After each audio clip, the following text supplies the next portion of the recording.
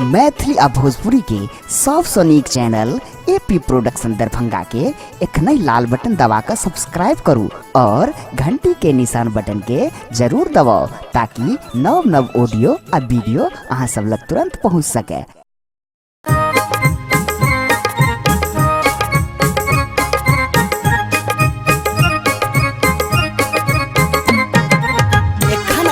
सुन रहल छी एपी प्रोडक्शन के प्रस्तुति।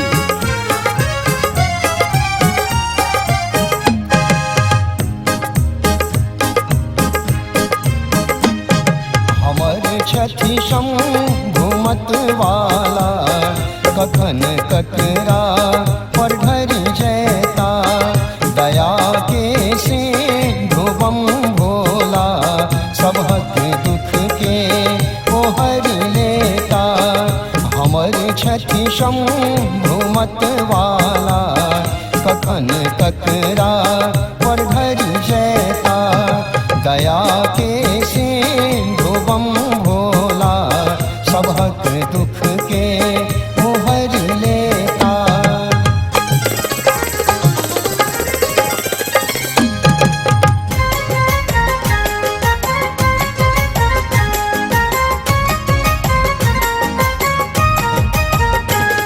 चढ़ाए कान कांवर बजाए हाथ डामर बनाए देह झामर नचैत छम छम। चढ़ाए कान कांवर बजाए हाथ डामर बनाए देह झामर नचैत छम छम।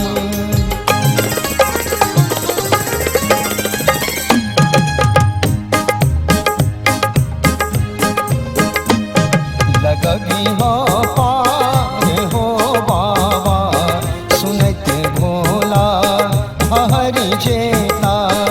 लगगी हो पार हो बाबा सुनत भोला हरि जेता। हमर छठी शंभु मत वाला कखन ककरा पर ढरि जैता।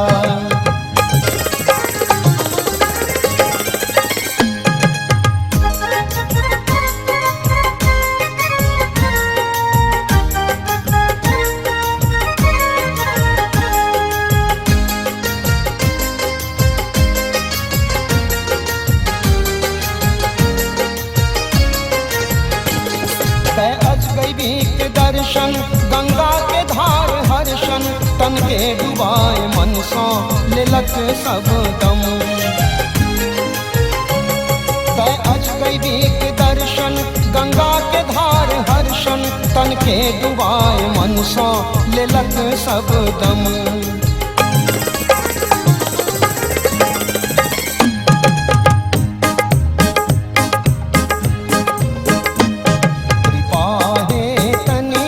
दयानिधि के तो बिगड़ल रे बना देता।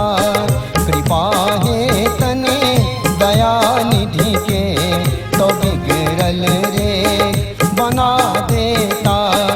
हमर छठी शंभु मत वाला कखन ककरा पर ढरि जैता।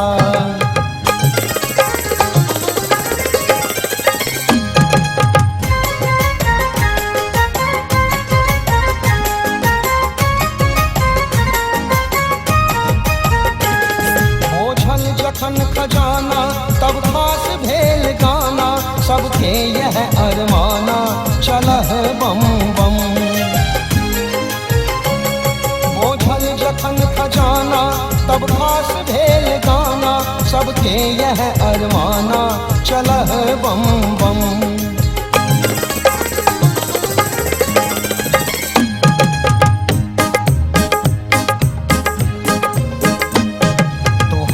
बटिया कठिन बाबा सुनत ओ पार लगा देता। तुहर बटिया कठिन बाबा सुनत ओ पार लगा देता। हमर छठी शंभु मत वाला कखन ककरा पर ढरि जैता। दया के सिंधु बम